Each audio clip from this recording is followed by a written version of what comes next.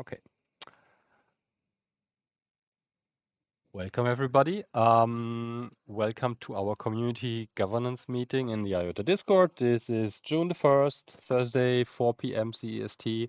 Happy that some people showed up here. And as always, we talk about governance in IOTA, in Shimmer, in the treasury stuff. So JD is here, and usually I try to split it up a bit to make it not too boring. But last week I talked already about some stuff that we are currently planning, and this is basically securing our community treasury in the Shimmer EVM. You might remember we had this initial allocation when Shimmer was launched of 10% of the uh, of the new supply going to the community, and basically should go into a DAO. Half of this has then gone to the growth committee. 1.5% of the supply is the yearly budget for the Treasury Grant Committee. And then we have another 3.5% of the supply sitting around currently and doing nothing. It's basically reserved for later.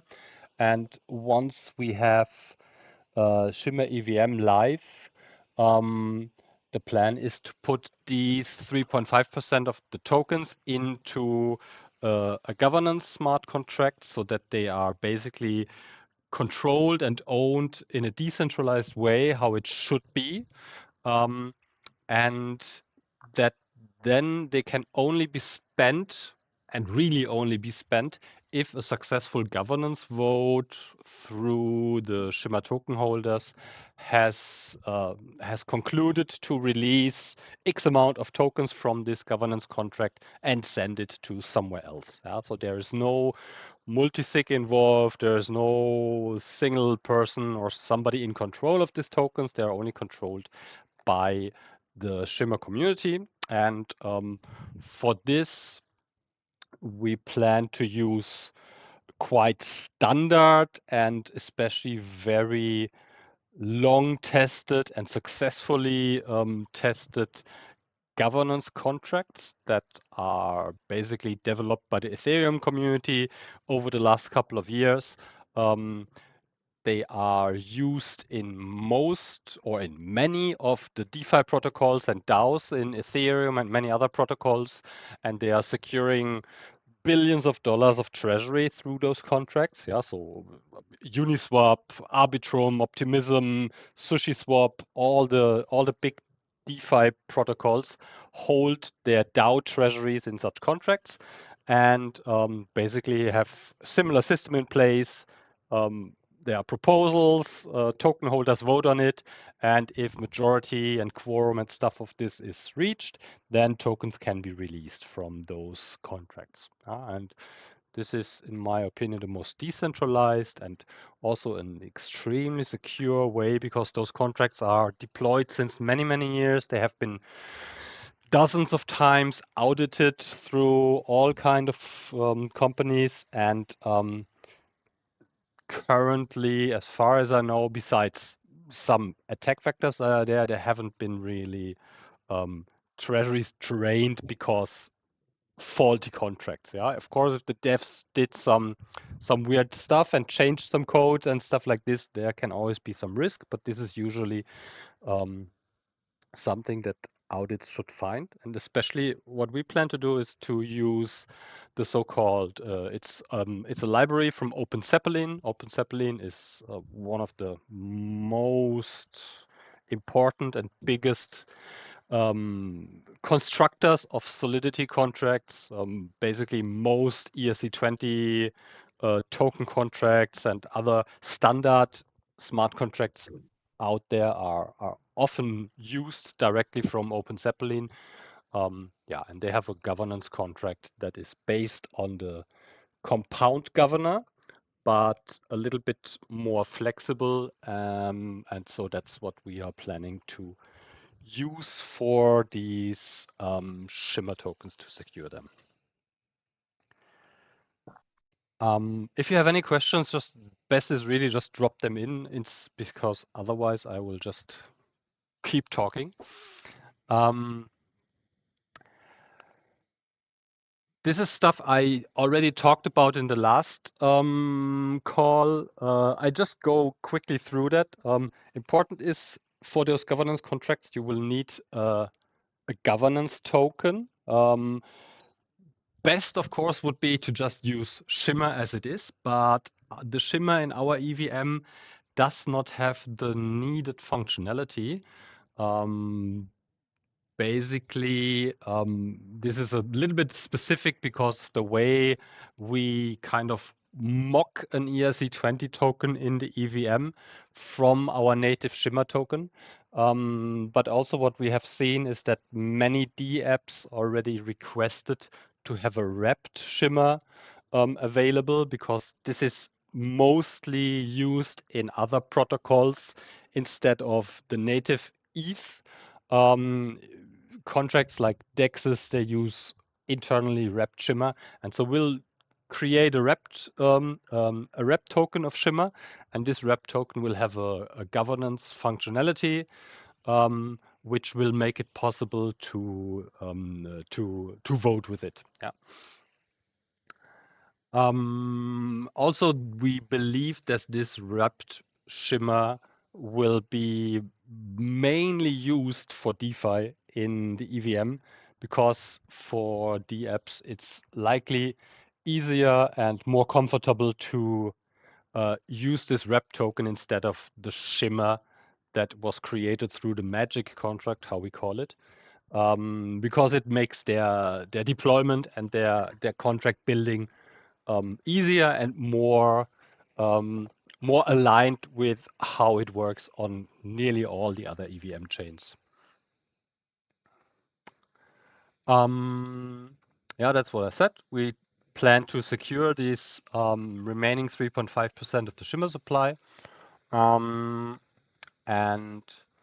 there's kind of a standard proposal lifecycle. Yeah, so you have a proposer.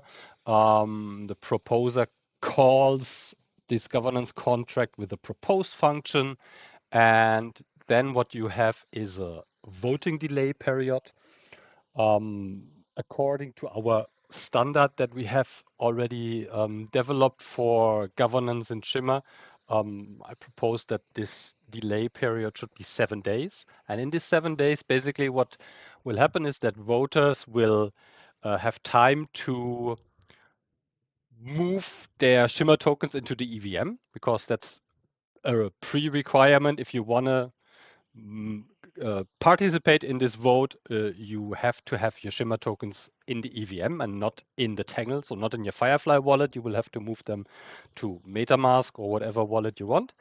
And then you need to wrap them into this wrapped Shimmer, which is a very simple functionality that will be just basically a one-click thing likely on the voting front that we will use. And then you have to delegate. And this is actually a quite interesting functionality because delegation is a quite nice feature for governance in general because you usually can increase participation. A lot of people are not always, either you are on holiday or you're not always interested to participate in governance votes. So what you can do is you can just delegate your voting power to another account. And so let's say, okay, Werner is always very active in governance. I know him, he's a good guy. I trust him, he will make good decisions.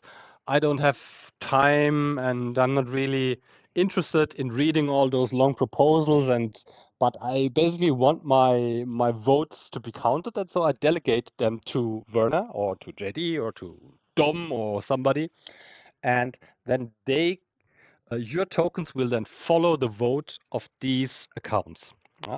But also what you can do is you just get delegate to yourself, and then you can use your tokens for yourself. You can vote on your own. Yeah, and that's basically what voters need to do. So they need to have the Shimmer tokens in the EVM. They need to have wrapped Shimmer tokens, and they need to have set up a delegation. Um, and they will have this 7-day time period to do all that to be ready to vote. Yeah. And what then happens after these 7 days is there will be a snapshot taken of all balances of wrapped shimmer in the EVM at a specific time spot, or some protocols use blocks, but we will use a specified time when this snapshot happens. And the balances of all addresses at the time of this snapshot, how many wrapped shimmer tokens are held there, and how the delegations are set up at this point, these determines the voting power of all accounts. Yeah, so it really depends on this single moment. How many tokens do you have in your account and wrapped in Shimmer and delegated to yourself or to somebody else? And this is what then can be used to vote.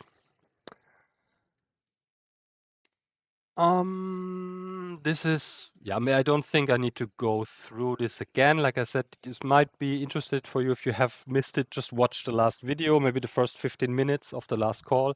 I go a little bit deeper into this thing. That's the voting delay that happens until the snapshot happens. Basically, after the snapshot starts the voting period, and also taken from our usual governance framework setup, this voting period should usually be another 7 days. And so in these 7 days, you now can cast a vote. You actually don't have to have your tokens in your address anymore. You basically can send them wherever you want. You can put them in a lending protocol and earn yield again. And whenever you have time during these 7 days, you interact with the governance contracts to cast your vote. Yeah.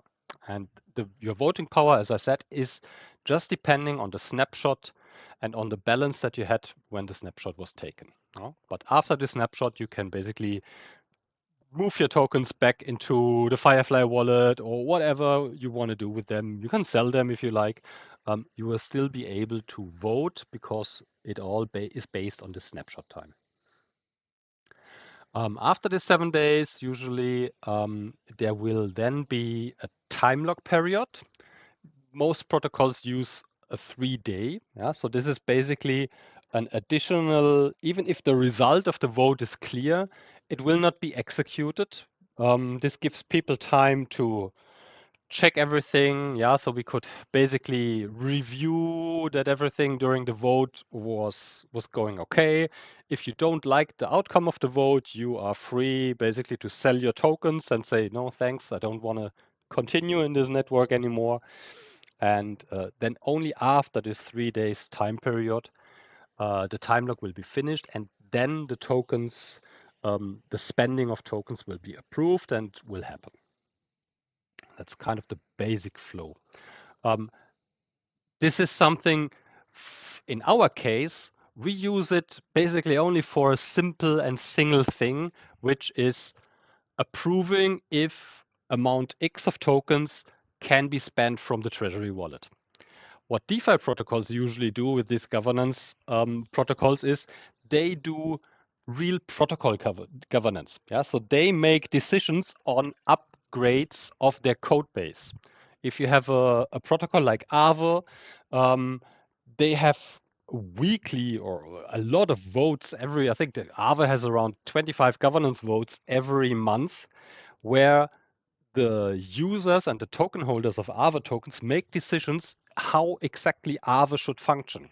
And so they are all the time adjusting some parameters, some pretty complex code stuff. Usually, all the code in Aave needs to be audited before it can get into a governance vote, because what happens is if the vote is successful and the time lock finishes, the code will be executed in the protocol and will go live in the Aave protocol.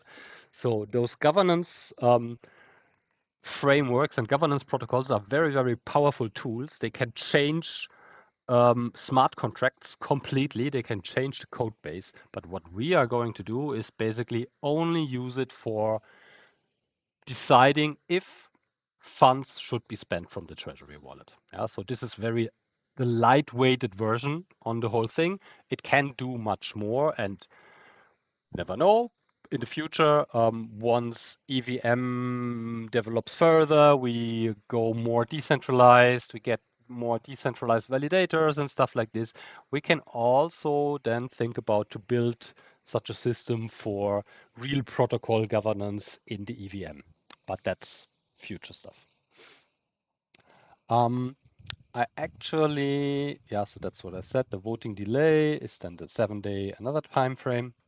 I actually wanted to talk a little bit about more attack scenarios. I talked about this already in the last week, and I wanted to add a little bit more. And also, I think Alpha for you and for others might be interesting again if I talk about this scenario a little bit.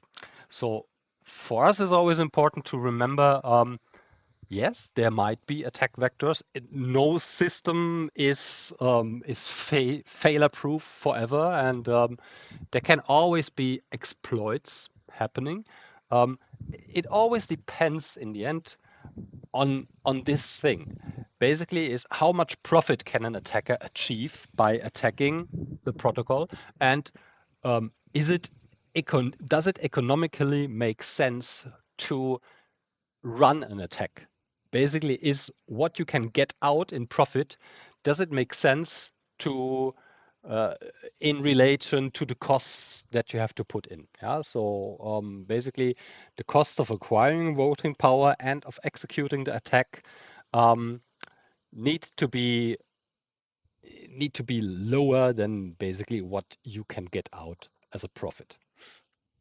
And so depending on the value of our 3.5% tokens there, currently these are, I think, should be something around $4 million.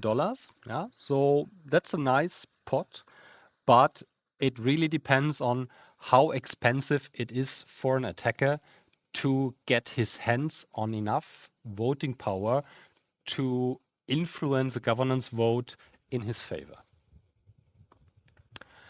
There are several things that can happen. One thing is proposal spamming. So basically, theoretically, everybody can propose things in this system all the time.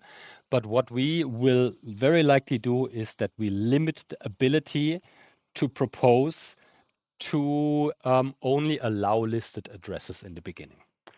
This is in relation to what we have already implemented on layer 1. Yeah, so usually we have our governance framework.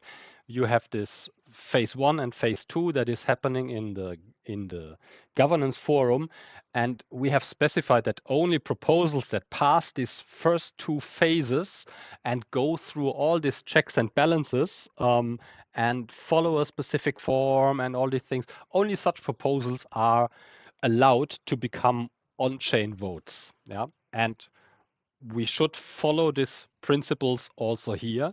So we cannot allow every random EVM address to just all the time create fresh proposals that says, hey, send $1 million to my address.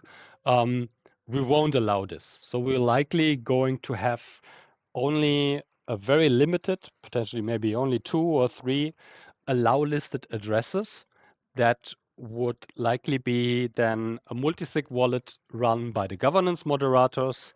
And only if this proposal passes phase 1 and phase 2 in the governance forum, the governance moderators would then be allowed to put the proposal into the system that says, okay, give another 1% of the supply to the grant committee for their budget for 2024. Yeah. And nobody else could even propose anything in the system, which also will mitigate the risk of that somebody proposes some malicious and scammy stuff. Yeah, so you could either do this by creating a couple of allow listed addresses, or what you also can do is you make a very high proposal threshold. So you need to hold or have delegated a huge amount of of governance tokens to be allowed to make a proposal. Yeah, so this could be something I talked about it last time. In any case that, I don't know, the moderators go missing in action, they all together make a holiday in Monaco and the yacht disappears and whatever. If they would be the only allowed address to make a proposal in the system, um, we actually would have lost access to the tokens. And so you don't want to have situations like this. So you either create a couple of more allow listed addresses, I don't know, and a couple of other multisigs, maybe IOTA Foundation as a last resort to save the whole thing, or you say, okay, everybody that has really a lot of tokens is allowed to create a proposal. But this is something we have to discuss a bit. I think I personally would be more in favor to only have allow listed addresses in the beginning, and not even have any allowed threshold for through Shimmer token holdings, but this is stuff we will have to figure out along the way. There are several possibilities that we can go here. But this is basically something that is proposal spamming is quite easily avoided with this. Yeah, so you won't have the situation that you have every week 12 or every day 12 or every day 200 stupid proposals that yeah, you can't delete them and stuff like this. So you have to avoid getting spammed. Um, Another thing would be malicious or faulty proposals. Yeah, so basically, somebody puts in the proposal and says, yeah, give 1% of the tokens to the grant committee, but instead of the address of the grant committee, he puts in his own address. Yeah? Say, okay, looks like a great proposal. Let's give the grant committee, they did great job, give them another budget for another year. But nobody basically figured out that this is not the address of the grant committee. And so if this proposal would pass, it would be executed and the tokens would be sent to the address that was named in the proposal. Yeah, so there need to be a manual verification and a check in place, that the information and the submitted code of the proposal, because there will be a code, there will be a contract call that says, okay, send X amount of tokens to address Y. And this is stuff that needs to be checked. Also here, I think we can rely on our governance moderators that have been selected and they follow their job and they follow all through the processes, to avoid such scammy stuff. Yeah? And because we only basically have one specific call to do, it's basically, okay, send token amount X to address Y. It's not something that is super complicated. It just needs to be thoroughly checked by not only a single person. Best is we have 4 moderators, so you would need to require 3 of them to verify the address and then sign it with their multisig wallet to approve a proposal into the system.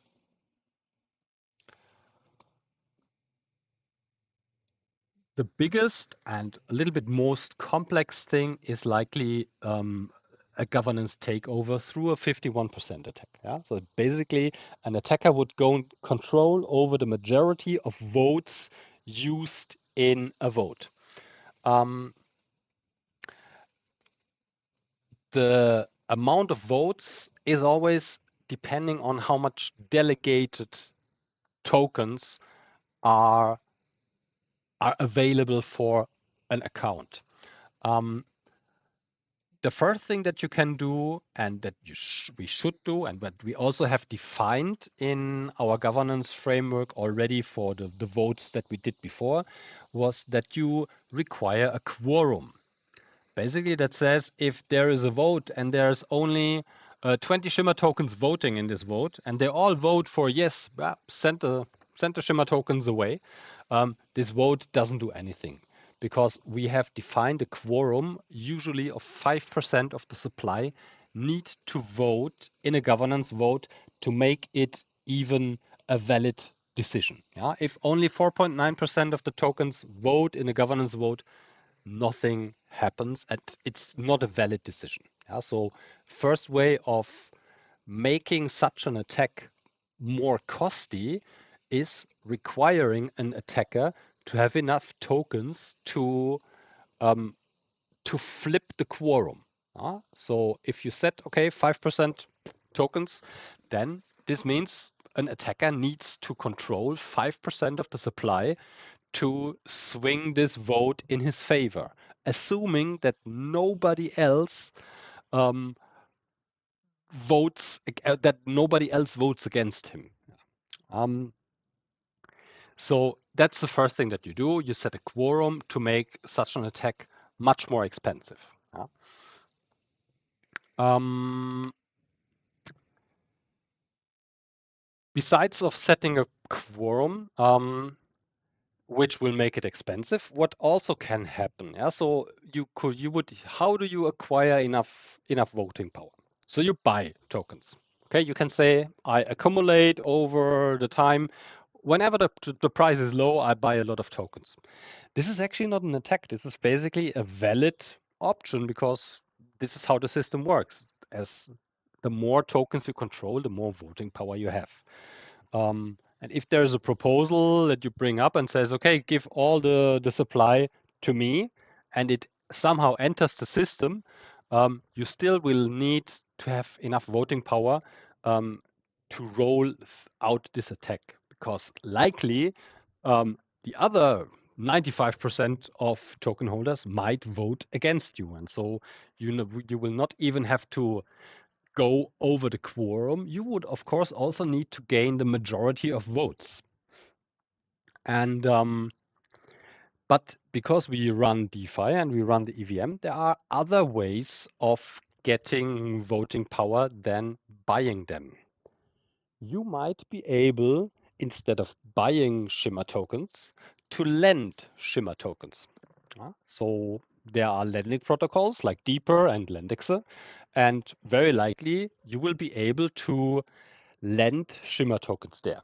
And what happens in lending? You deposit a collateral, um, so token X, and for your deposited collateral, you are able to borrow an amount Y of Shimmer tokens. And so if you are somehow have been lucky and have been able to get a huge amount of a token, I don't know, let's say soon tokens or something, and you own, I don't know, 30% of the Zoom supply, you would potentially be able to put this 30% of your Zoom tokens up as collateral in a lending protocol, and then you can borrow maybe 2 or 3 or 4% of the Shimmer supply. Really depends on the price soon to Shimmer, yeah. Or if you are an Ethereum whale and you have a lot of Ethereum mined in 2016,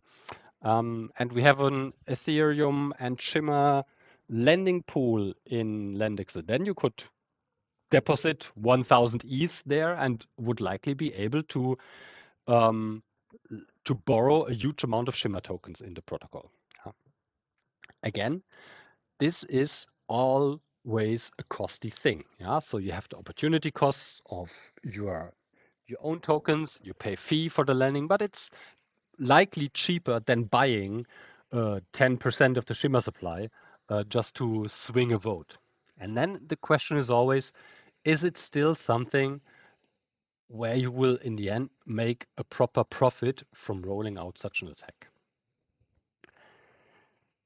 But another thing is that is something kind of possible. Let's say it's possible in the very decentralized form of how those governance contracts are used in in the DeFi space. Yeah, so there have been flash loan attacks happening that have been able to drain whole treasuries of DAOs. What happens in a flash loan attack? It's quite strange. In a flash loan attack, an attacker is able to borrow the whole liquidity of a all tokens that are in a lending pool of a specific token, he can borrow. So basically, take out of this lending pool, use them, and send them back in the same transaction that he used to borrow them, um, and send them back to the lending pool. And because basically nothing has happened, he even doesn't need to pay any fees and doesn't need to put in any collateral. Don't ask me exactly how stupid the EVM is that stuff like this is possible, but it is possible theoretically. With a lot of sophisticated bots and codes, you might be able to pull up something like this. Yeah, so you'd basically take all the tokens from the lending protocol, all the Shimmer tokens, um, use them for a millisecond for something, and give them back.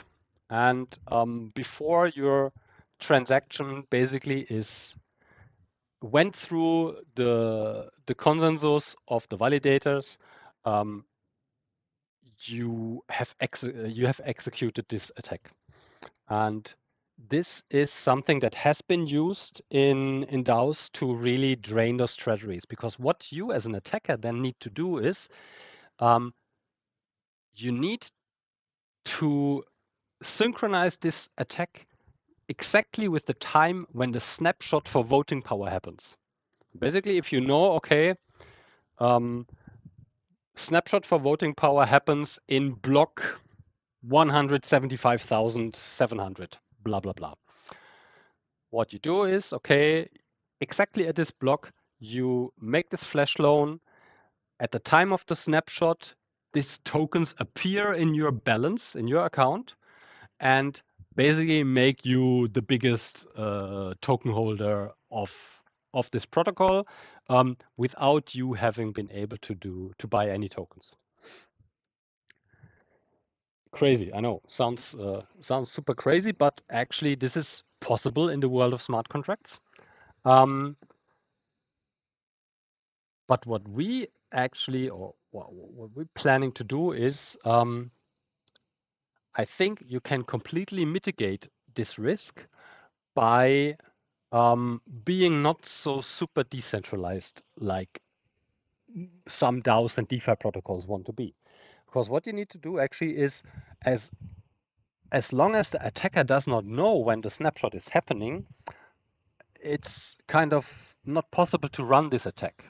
Because in a full decentralized DeFi DAO protocol, um, the attacker sees when the snapshot happens, yeah, because it's part of the smart contract. It's part of the thing. It's clearly defined. Okay, in this voting delay period, at block number XY or at timestamp XY, the snapshot of voting power will happen. So an attacker can prepare exactly for this time and can try to run such an attack. What we can do is basically um, use our use a manual snapshot method. So we say, okay, in 7 days the snapshot will happen, but we don't say exactly at which time. And I believe if we do this through the governance moderators multisig, says, okay, whenever the third signature is coming in, then directly in this second where the last signer signs, the snapshot happens. And because an attacker cannot know when this will happen, because we randomize it through human behavior, let's say it like this, you won't have a chance to prepare for a snapshot for this flash loan. And so in my opinion, we can completely remove this attack vector from our contracts by making it just humanly stupid randomized. Yeah, and then you have network delay, you have internet speed, you have how fast is somebody clicking. So I think this is kind of a scary thing, but if you put a little bit of human behavior into this, it shouldn't be something that can happen actually. Any questions? I know I'm talking too much. Just for the last human, what you say about using human behavior. I mean, you could, if I recall correctly, you could still do a MEV attack on the last by basically trying to front run the last validator and then in this exact second do the flash loan attack. Although I still wonder how this flash loan attack is supposed to work if we make a snapshot, because if the funds are if you do like this fund trickery where you borrow and take it back in the same transaction, then essentially after the transaction nothing changes. So you would only have these tokens available inside your transaction. So while it executes.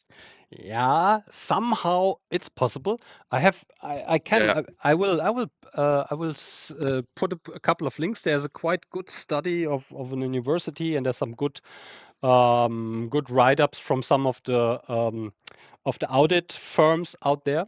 So, I mean, there's not something that happens every day. It's ran a couple of times a year. Somebody is able to pull this up, usually because kind of there's also some other flaws in the contract. So it's not something that happens on the bigger protocols. I think it happened. The first really big one did happen on Compound a couple of years ago. And after this, basically the big protocols have prepared against that. They are basically searchers and alarm things that basically observe the chain and the protocol for behavior that there are stuff. But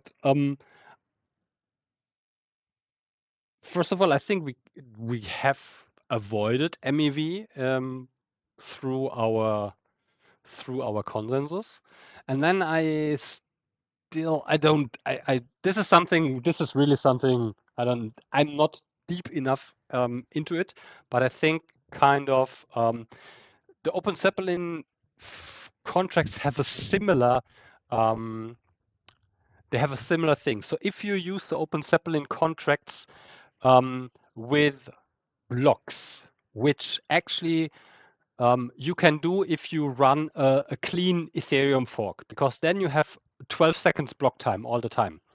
And then what they are doing is basically they they call it a flash loan protection in their protocol. It's basically they do the snapshot, but they not take the balances of the block of the snapshot. They do the balance of the blocks a couple of blocks before the snapshot happens. And I think they randomize this a bit. So it's kind of, again, makes it for an attacker, you would have to make kind of 10 flash loans for every block before the snapshot happens. You would have to make a flash loan, another flash loan, another flash loan every 12 seconds. If you go with Ethereum block times, but because we have this variable block time in our EVM, we can't use block time at all in the governance contract, because you can't really define how long are 7 days. Yeah, if you have a lot of activity, you have 700 milliseconds block time, and if you have not much, you have 3 or 4 seconds block time, and so you could basically not really say how long are 7 days in the EVM if you go only for block block numbers. And so we have to use a timestamp, and there is no such functionality that you basically can do this flash loan avoidance if you use timestamps. But I think doing it manually, kind of, and not telling an attacker when it will happen, I think this is the most important thing, because everything else is you can read it out of the code. It's implemented. You know exactly when you have to be ready to pull up such an attack. And so, but I'm going to ask this stuff a little bit around. I'm a bit in contact already with the Open Zeppelin people, what they would say to it. And I know also some other DAOs or projects seem to do similar things to avoid that thing. Yeah. And then again, it's not only this, you also need to have the ability to get enough tokens through a flash loan um, to pull a successful attack up. Yeah.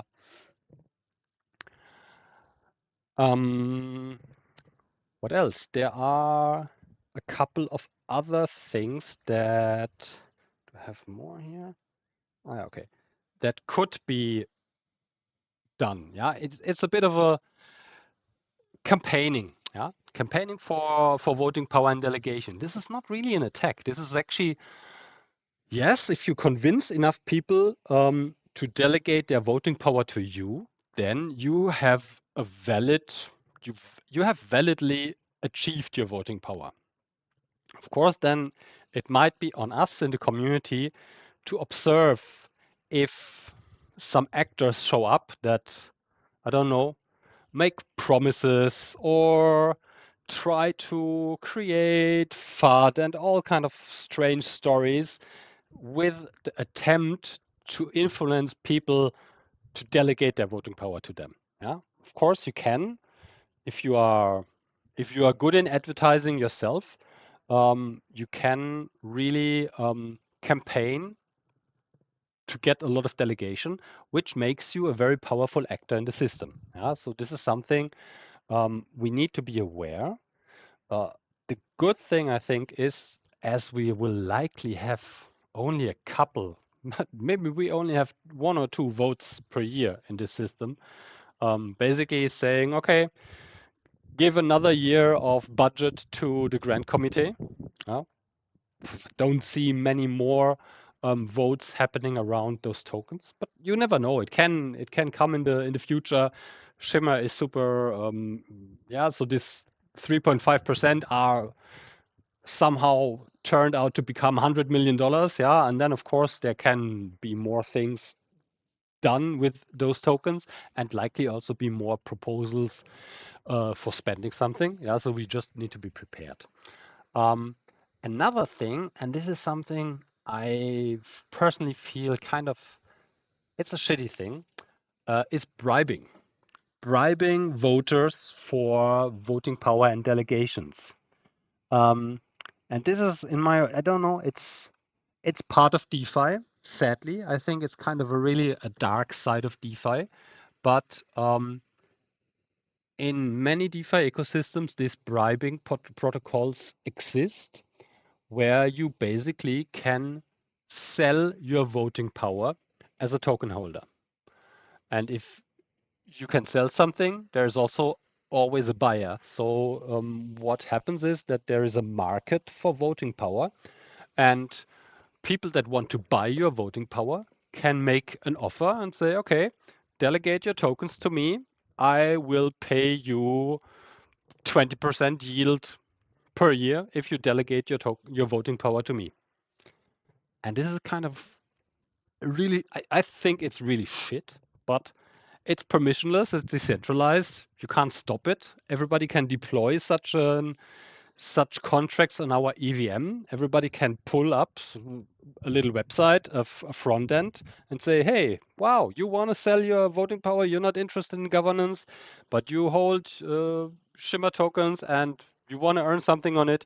Okay, I'll get you in connection with somebody that wants to buy your voting power. And this is something that is a little bit, I'm a bit worried about this, especially because I know that some projects are already looking into setting up such bribes or such bribing applications. So this is something we have to observe, and we have to be aware of, that it's possible that people sell their voting power and other people buy voting power to get influence in the system. Can you, what would be a application to create that from a project? That's interesting. I can, there are already, you can basically fork some of the projects that are out there. They're called bribing protocols. What the most commonly known one is Curve. Curve is the biggest stable coin,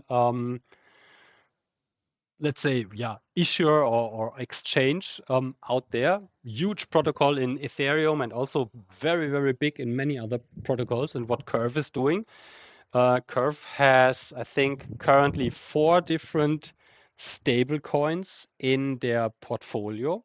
And owners of this stablecoin want to gain influence in the Curve protocol, basically determining how many percent of their stablecoin is part of the Curve pool. And they have developed a very sophisticated system of bribing token holders of these stablecoins to delegate their voting power to them, so they can influence the Curve DAO votes in their favor. And others in other protocols, there's like Olympus, and there are a couple of protocols there where this stuff can happen. This is, I don't know, it feels Would it really be a shit. thought to just not do delegation at all? I mean, I don't know. Delegation just seems. You must delegate. The problem is, you cannot not delegate. This is a precondition for all those governance contracts and protocols out there. There is a reason. I think it has something to do with saving gas costs and stuff like this. But this is how all the governance contracts with ERC20 tokens are set up. You have to delegate. And I mean, delegation is actually a good thing. If you get enough people to basically be open-minded and see that, especially if we see that such bribing would start to happen, we need to activate people to really delegate their tokens to trusted actors, to trusted people. And I don't see a big issue with this in our community. How much? I don't know. It worries me because I think even without delegation, there's projects that essentially have treasuries and token holdings that's essentially kind of like quote unquote it's the communities, and I think it's been awesome. Some of these DAOs in the previous votes have gone to their community and said, how should we vote on this with our tokens, which I commend. That's pretty awesome. But it also, I think, there'll be some projects that, just use those to vote how the project leads want, which to some extent isn't really what that community wants. But more so, not only that, which is significant voting power, but that project having a community can say, hey, why don't you delegate those votes to us? And, and then they just even get more power. So it's kind of like, is the voted consensus from the people of the ecosystem, or from like large project entities, or especially if one of these projects says, hey, give us your voting power, and we're going to give you a little bit of a monthly stipend discount, whatever. And then there's it's almost like even in our real life economies, it's corporations and big business have a different incentive than individuals within the economy, right?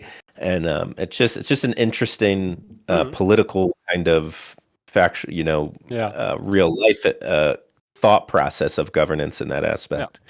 I mean, in one case, you can say it is valid, but because, of course, the major big protocols in our ecosystem have a clear interest of success of the protocol. They likely have also quite a good knowledge, and so from a game theoretical viewpoint, you would say, okay, those that they will likely make very good decisions for the network because it directly influences their own profit and wealth.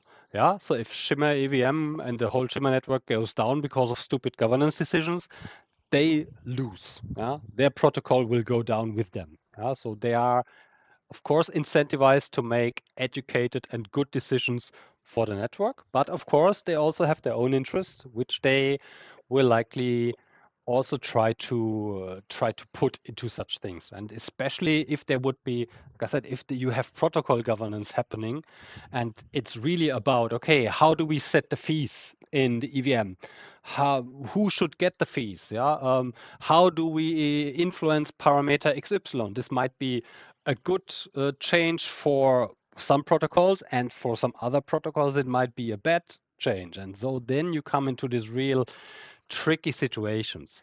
Here, if it's just about, okay, give the grant committee another budget or not, yeah, I don't see much risk.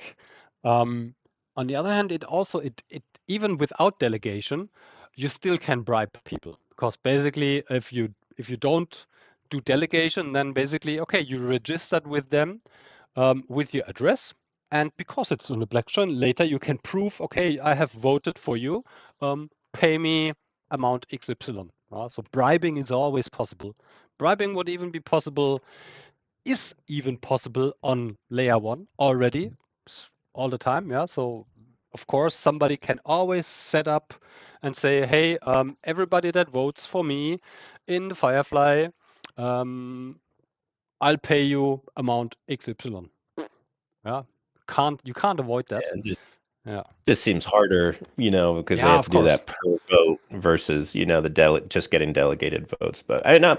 I'm interested. I'm interested to see how it goes. Yeah. I have sometimes I play devil's advocate on that, and it's I like also I had this. it makes me think of like the miners, right? Like and when Bitcoin started out, the Mhm. theory was that, oh, miners, it's going to be for the people, but it quickly became incentivized where it's not really for the user.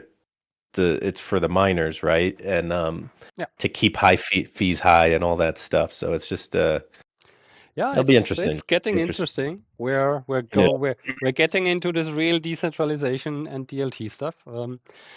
It's fun. Oh, I have to say, I commend you on the risk column. I really like that personally, as I'm always Yeah. looking at Yeah. risk, and it good. It points out probably the highest risk that you went Mm. over that can't be mitigated is the bribing voters and Yeah. delegations. And That does I'm seem I'm something to really the other. this is something I don't how should I say? It really pisses me off that this exists, because this goes really very, very much against everything that I would want a DLT to be. Mhm, Paying somebody for voting in your favor is just against everything that I believe is mhm. good. But we are permissionless, we are decentralized. Everybody can do and deploy and build whatever they want. That's the world that we are moving in. Yeah, that's what we actually want. We want to be permissionless and decentralized. So we have to stand with things like this and have to just basically prepare ourselves and be better and be still, even if people get paid for voting for some kind of shit, convince people that it's better to not get paid and vote for the right option or for the good option. Yeah, so it's not something that is just like automatically happening. It's just something, if nobody gives a shit, then everybody will take bribes and say, well, governance don't care. Yeah? But Right. if there is a valuable option and you have a community like ours that has some very strong values, I don't believe this is something that is really a big issue. There will be some, but the majority of our community, I think, feels the same like you and me and many, many others. If we hear that people take bribes in votes, it's kind of like, yeah, no, Yeah. yeah, I also we were kind of talking about multi-chain and the yeah, how like and I happen even before we were talking about that today in our treasury group, I was thinking about like, man, if you know even even if let's say 1 year they wanted to extend the Treasury Committee, let's say, and at the time SMR value, and they said, hey, here's whatever, $1.5 million worth of SMR. But then the price went up crazy in a bull market, 500%, and now all of a sudden there's $9 million in there. I was like, I'm pretty doxed. And on our multi-sig, I'm sure people could find people. I was like, $9 million might be worth like simultaneously attack on three different people. And then I thought, well, the mitigation to that is that we have a smart contract base that gives out allotments. But then I was like, maybe, instead of saying like, hey, this is the year, but here, here's like $500,000 increments, type deal. And even on this aspect, because I'm just thinking like risk mitigation and attack vectors. So if it's a 3, essentially it would be voted on through the phase 1, phase 2, and then it goes on to a community vote. But was it only 3 people would be able to put that vote in for the community, right?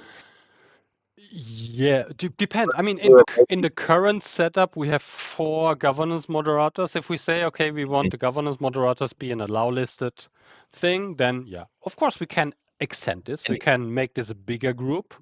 I think like maybe the moderators write it up or whatever, or work with the smart contract devs that create it, or however that.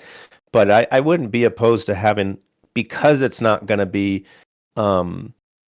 often, then maybe expand that to 4 out of 7 or something like that, and whatnot, and might be a good thing. And as sometimes the framework is very binding, which is good, it should be. But in that aspect of payouts to, whether it's a treasury committee, whether it's a marketing guild, whatever, can be done in small disbursements to mitigate any sort of attack venue, that technically we would have to go through the phase 1, phase 2. So as long as it's written in the proposal that, hey, the community allots, let's just say 1.5 million in Shimmer, and that will be given out on a quarterly basis, or a basis that deems safe for the multi-sig signers, or something like that. And then the future disbursements shouldn't have to go to the phase 1, phase 2. It would just go to, if I would think this correctly, you'd still have to do a full vote though, right? I'm just thinking about this. I think what you could do is, instead of sending this whole amount for a year directly to an RS, you could send this into another smart contract that has some time locks. And then you can basically define, okay, maximum 20% can be requested directly, and then it will have to wait 2 months until another 20% can be paid out from this smart contract. And then basically, just after the 2 months are passed, somebody will need to call the smart contract for payout, and then the contract will automatically pay it out to the grant committee address. So you could theoretically set up such a contract with a time-bound payout, and then whenever you need the next charge of money, you call the contract, and if the time has passed, basically, you can get the next charge. So you are never basically exposed to too much value, let's say. So this, I think, is something possible. Instead of giving it directly in one whoosh, but you can make a vote that says, okay, the budget is for 1 year, there will be 20 million Shimmer tokens, but payable only in tranches of 2 million per month. And then you make a monthly call to this other contract, and you get 2 million. A month later, you get another 2 million. But you won't need to vote again for that, because it has been already decided in the first vote. Okay. Yeah, something to think about for sure. Cool. One thing, this is kind of also, it's a bit of an attack vector, but it's also something that can be quite easily avoided. So if we define a quorum and say, okay, quorum is whatever, 80 million Shimmer tokens need to vote in a proposal to make it valid. And you have somehow sneaked in a proposal that kind of nobody is really interested in. Yeah, send 100K to whatever, the Discord moderators, something stupid. Yeah, so this somehow passed through phase 1 and phase 2, and the moderators had to implement it. But it's somehow nobody is really interested in. Yeah, and so during the 7 days voting period, you see kind of nobody votes on it. Yeah, maybe there's some 20,000 Shimmer here and there, blah, blah, blah, blah. And it kind of flows and flows and flows. And basically everybody looks at it and say, okay, participation 0.2%. This thing will never going to pass. Yeah, no chance. Yeah, it's the last day and it's still only 0.3% participation. We need 5% quorum. So, okay, we don't need to care about it.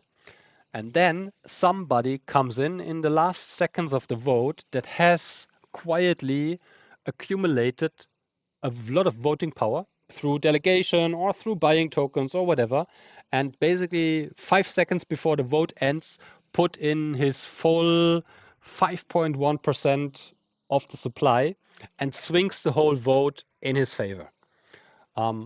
This can happen because it absolutely doesn't matter at which point in time you cast your vote. And if you basically play a tactic of diluting the interest of the community, you can switch this in the last second and basically bring the vote above quorum and have the huge majority of votes on your side, and nobody can react on that. Because this is possible, the governance contract have already a function to avoid this, and they call it late quorum fraction delay. This basically means that once the quorum is reached, and even if it's only 10 seconds before the normal voting period is finished, there will be an additionally voting period added as soon as the quorum is reached. And you can define this. You can say, okay, if quorum is reached, minimum 24 more hours voters will be able to conquer such a move. Or you can also say 3 days or whatever you want. Yeah? And this is actually the way how you mitigate such a late voting attack, because if it's only 5 seconds, and he would swing the vote above quorum and in huge majority, then there will be another 24, 48 hours where basically the community can react on such a thing and say, what the fuck, you sneaked in your vote in the last second to get this 100K to yourself? No, sir. Yeah. Now we vote. Yeah. Before we weren't interested. We thought, uh, too lazy to vote. But now you came in with such a shit. Now, no, you won't get the tokens. Yeah. So you can define this time frame. You can activate this functionality. So basically, with this, you have kind of welded such an attack very useless, because it doesn't make sense for you to try it out if you know, especially if you have a community that is watching such things like this, especially if you only have like 2-3 votes a year. Yeah, it's if you have a lot of vote, this happens in protocols, and this is also why this function exists, because if you have 7 or 10 votes a week in your DeFi protocol, and it's all the time function X has to be adjusted to parameter Y because most of the stuff is super complicated and not many people vote there. Yeah. And then you have somebody sneaking in something like this. Yeah. Then it might be successful. But again, in our case, I see a very, very low chance that anybody would even come to the idea to pull something off, especially if you know that even if you do it, there will be 48 hours or 24 hours time for the community or for the IOTA Foundation, for whoever that holds quite big amount of tokens or has quite big amount of delegated tokens to just move in and vote against you. So this is also quite nicely mitigated through the protocol. Okay. Yeah, this is basically what I wanted to talk about. I think these are the risks that I currently see. There's some other stuff. I mean, you can I'm writing still more stuff here. There are some like second level risks of, okay, first of all, change the parameters that we have here to protect. And then after you have changed them, then you of course can swing in an attack. But this is kind of, I just wanted to write it down and mention it so that we are aware that some certain parameters, if you change them through governance to an unsecure level, then of course the whole system is at risk. Yeah, if you make a vote that says, okay, remove the quorum or set the quorum to 0.1%, and this vote gets accepted, and then of course the next vote you can pull off is something where you can really easily pull off an attack, because without a quorum, attacks will be super simple and super cheap. Yeah, so we need to be aware of some minimum or maximum parameter levels that we need to have in place to stay secure in the whole thing. And we would likely best kind of define them beforehand, write them down somewhere and say, okay, quorum, yeah, if you want to change it, but don't go lower than 2.5% of the supply with quorum, because then X, Y can happen, because it's quite easy to acquire such an amount of tokens. So and so many wallets have already this amount without buying new tokens. So yeah, I think this is stuff that I'll also work on to make kind of figure out a couple of parameter specifications that we deem to be secure. Then we have to keep in mind that we don't change them to something stupid. Yeah.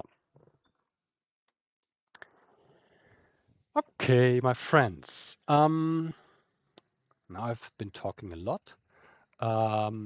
Where are we? Does anybody have questions? That's my first thing here.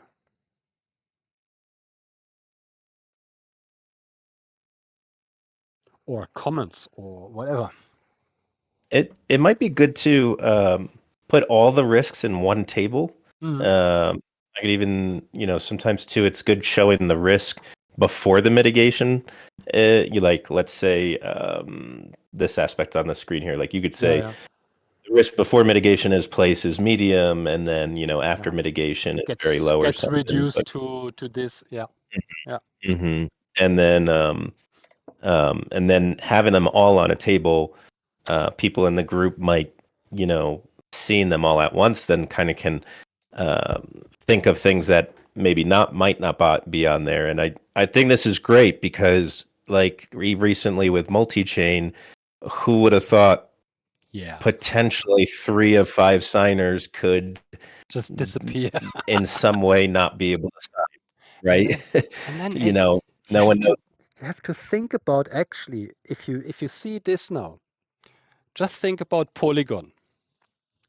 Polygon is one of the biggest networks out there.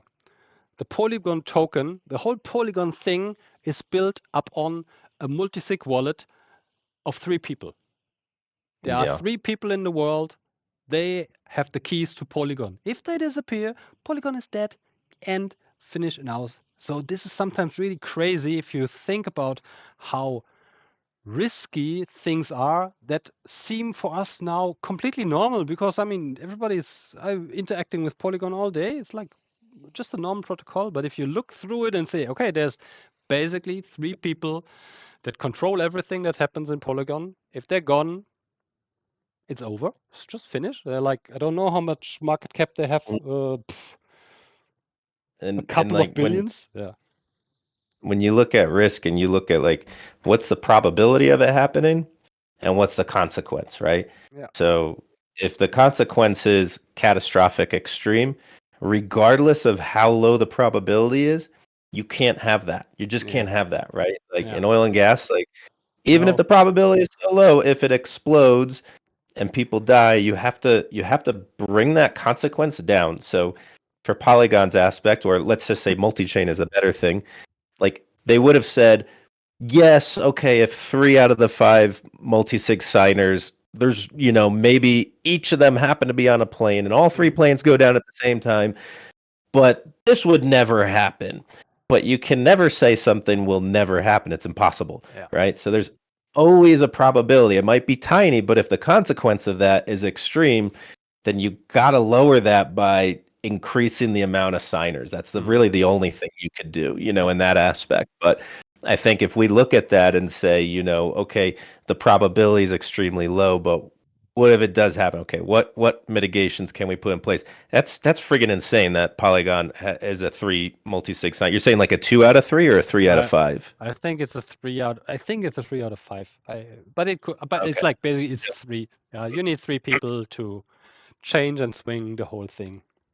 Yeah, that's and I would have thought, oh, there's no way that would ever happen, but the recent multi-chain thing just shows you that, hey, as low as the probability is there, the consequence is almost catastrophic. So you have to look at that and mitigate that by putting something in to make that probability even lower, because a multi-sig is the only way to go. You can't change that. You can only even lower the probability more than it is. So you could change it. You can always go from a multi-sig to a governance contract like this and basically put the control in the hand of True. all Polygon token holders and not just True. 3 people. Yeah. So that's always the way that you can do it, to say, okay, decentralize it further, reduce the risk, lose control. Yeah, that's the bad part of it. Yeah, so there's not just 3 people that can just quickly change something. If there is an attack, if there's a bug, yeah, it needs a lot more coordination to get things up and running. But yeah, so you have to find the balance here. You're absolutely right, and that's kind of like with the funding for, like, hey, here's a committee funding for 1 year, or here's whatever, a guild for 1 year, and you guys are going to have a multi-sig, but the community still has the smart contract voting on the main source of funds. So that's kind of distributed out, lessening risk. This is why I would never want. I mean, I know you all, and I trust you. You're fantastic people, but I would never want you to just say, okay, why do we hustle with all these smart contracts, with all this DAO, with all this governance contract? Just give it all to the committee in their multisig. But that's all the tokens the community has. Kind of like, nah, it doesn't feel super cool with it somehow. Yeah. Right. Cool. Talking about the treasury, you want to give us some updates? Give a quick few minutes. So the great thing is our proposals that have been coming in has increased greatly, not only on the amount of proposals coming in, but also on the amounts. We're seeing some requests for 500,000, for 200,000, 300,000, all over the board. We declined it, unfortunately. I know there is a burger DAO out there, and a grant came in for a kebab DAO. I do love kebabs, but I don't think currently we're on par to finance like a 300,000 global kebab DAO. I don't know where it is. We clicked it as decline, but the proposal was very nice. It was very, very nice. With all that said, a week ago we discussed and decided to go from a quick turnaround funding decision, just because we're getting so many proposals. There's that kebab there. And moving that out to basically, we're just going to let proposals come in. We're going to review them, but we're going to set them as either A, we'll accept this. Doesn't mean we're going to fund it, though. This is just like individual reviewers before we accept it as a team. And then, do we want to archive this? Like, we like this idea, we just don't have the money right now for this. So we're going to archive it. It's not a decline. It's just put it on an archive. Yeah. And then maybe every quarter we pull up all the archives and say, do we want to include this in our decision this quarter?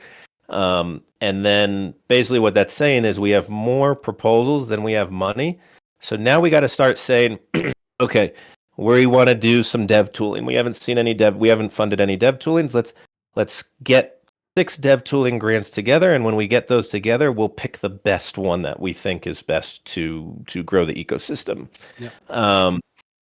And this is good because I think we're going to spend more time vetting, more time doing due diligence, ensuring, we spent more time trying to find our strategy, which is a segmented approach, diversified.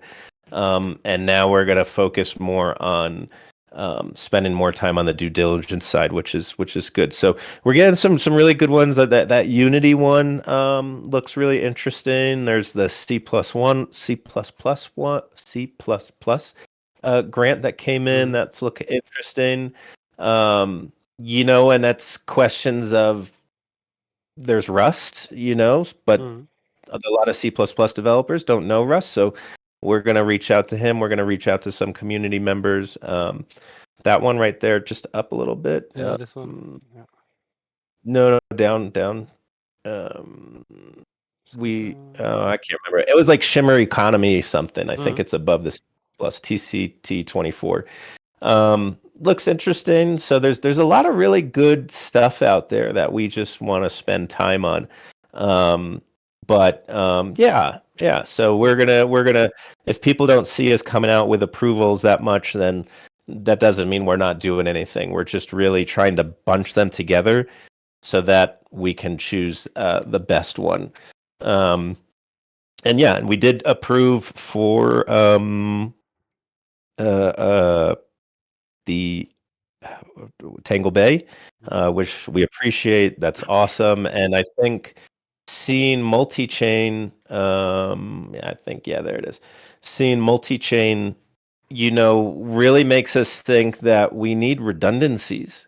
Any ecosystem does, but especially ours, especially with something like DeFi, where if something goes down, the consequence, again, the probability of something going down might be small, but the consequence is huge. So we need multiple multi-chain aspects. We need multiple sort of graph support. We need multiple node support. We need multiple oracles out there. So these are all things that we're thinking of. In full transparency, I think it's up and it's a pending review. So the Tangle Pay team submitted a grant for the multi. What's their thing? Their MPC, I think it is. Yeah. So Garrett is not going to review that. I will be filling in for that position, and I will probably also bring in another reviewer like Umer or maybe Ox Marcus to just help us on that one. I don't want to take that lightly and make sure that there's no conflict of interest. We do need another supported multi-chain. That one may be the one. Who knows? We're not going to do a quick funding on that. And we'll be transparent about it. I think if you go down one more, there it is. So they're asking for 85,000. We haven't even looked at it yet, but I want to make sure that it's transparent and that there's no conflict of interest. So yeah, we're really enjoying it. We're really, really glad.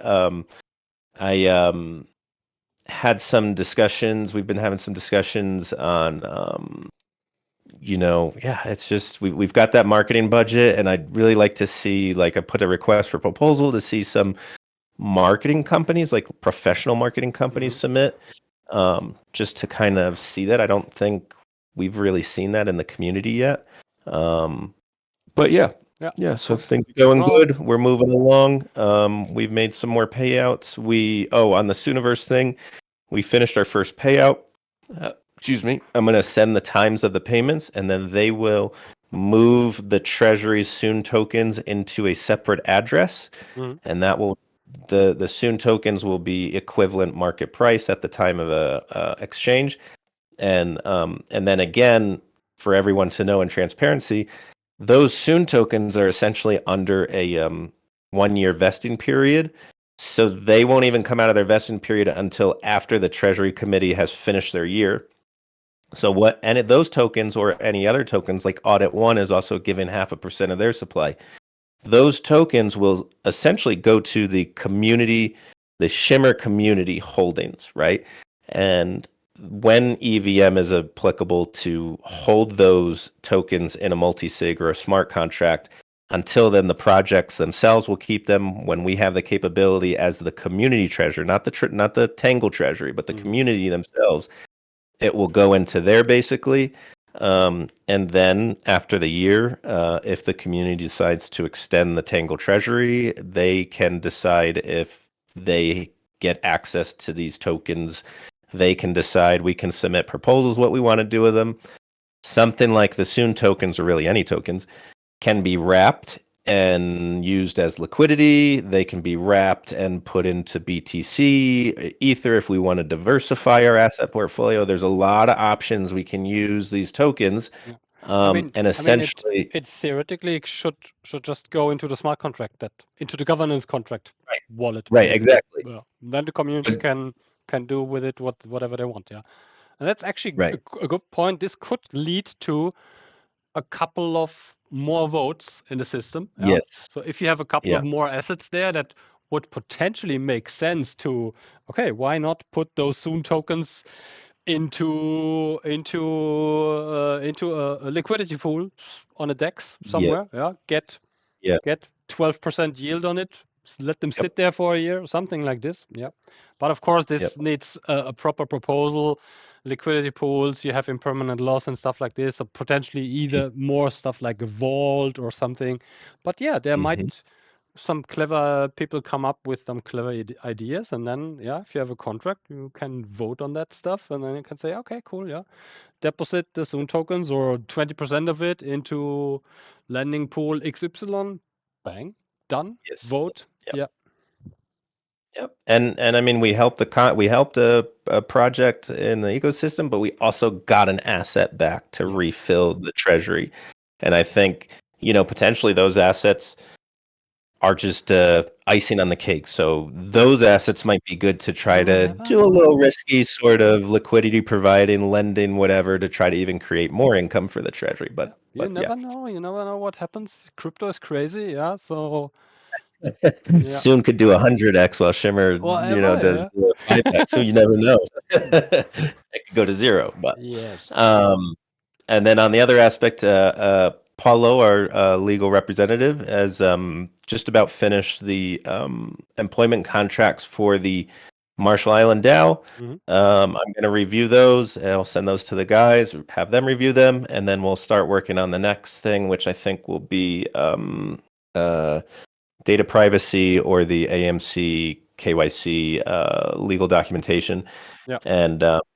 Marshall Island's up until 2 weeks. Everything's submitted. We're literally just waiting on the government now. So it's just a wait game. Yes, those damn bureaucracies. But yeah, that's where we are, and we're chugging along. Amazing. Mm-hmm. Okie dokie. I mean, thanks a lot, JD. Anybody got some questions anymore? If not, we would likely just wrap it up for today. Last chance. We got. Let's see what we got here. When bribing, I know, right? I want to be bribed. I have not been bribed yet. Not much different from the current politics. Frank the Fish says that, and I am amazed at like foundational governance, right? Like regardless whether it's treasuries or code changes, it does have these foundational variables that we see in our society's government. So it's really interesting. We are all. I mean, we don't call it like this, but we are all doing just psychological and politics. That's what we do since 2 years with all this DAO and governance stuff. It's all just trying to predict human behavior, and predict conquer behavior and whatever. It's like crazy. And then Link says Dapet Posse. That's Indonesian, isn't it, or Malay? What's dapat? Is get, Dapat, right? yeah, Get? dapat apasi is actually, what is dapat? Oh, Isn't it get? I thought I can't remember. It's been so long for me. yeah. Dapat is. Anyways, dapat. Dapat. We could go to the Google. Yeah. Anyway, yeah, if there's nobody else, then just like spam a couple of emojis, and otherwise, see you next week, Thursday, 4 p.m. again. We'll see. Maybe I get it done. I can post this threat analysis document with the table with the risks and the stuff. I'll also not to forget, I'll link some resources about flash loans in the governance channel. If somebody want to read up on that, I think I also have a pretty good one that is a general explainer on all kind of governance attacks. I'll link it maybe today or tomorrow in the channel if you want to read up on that stuff. It's quite crazy, especially because there are some cool case studies and reports from audit firms, how those attacks have been played out in several protocols. It's always I really enjoy reading smart contract audits and attack analyzers from these audit firms and from these yeah, there are some big ones like Newman Cipher and all these audit firms. Basically, they really go deep into why things happen, and I think it's a great resource to learn, and especially to learn how to avoid such shit. Yeah, that's my daily lecture. Okay, my friends. Thanks all for joining. See you next Thursday. Yeah. Bye bye. Bye. Thank you.